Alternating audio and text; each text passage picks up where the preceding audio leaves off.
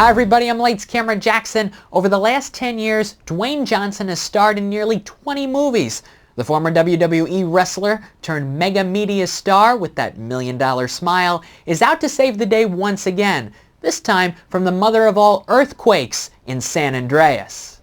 Johnson plays Ray, chief of the Los Angeles Fire and Rescue Department. He's got a teen daughter named Blake, Percy Jackson's Alexandra Daddario, and a soon-to-be ex-wife, Emma, played by Carla Gugino. She's getting ready to move in with the new man in her life. Well, maybe not. There's a parallel, equally important story involving Paul Giamatti's Professor Lawrence, a seismologist working to come up with a way to predict earthquakes. Giamatti, one of our best actors working today, elevates what could have been just a typical supporting role, pouring his heart and soul into the part. After a 7.1 magnitude quake hit southern Nevada, destroying, among other things, the Hoover Dam, Lawrence and his team determined that an even more powerful quake is coming very soon, the Biggie, along the San Andreas fault line of Southern California.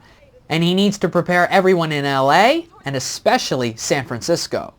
Ray and Emma become separated from Blake during the San Andreas quake, and so they must work together to find their daughter, who's wandering San Fran with a few new friends.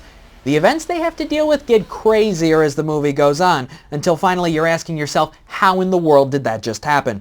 But amazingly, practically every situation, even the coincidences, work. San Andreas is one of the wildest movies I've seen in a long time. It's pretty much 2 hours of non-stop destruction with brief patches of character dialogue thrown in. And the effects are so good that this is the year's first lock for an Academy Award nomination in the visual effects category. And yet, San Andreas is also largely grounded and surprisingly sophisticated for a big-budget summer blockbuster. Director Brad Peyton even takes a risk with a subplot that's quite heavy for a typical action film. In fact, San Andreas is far from your average action movie.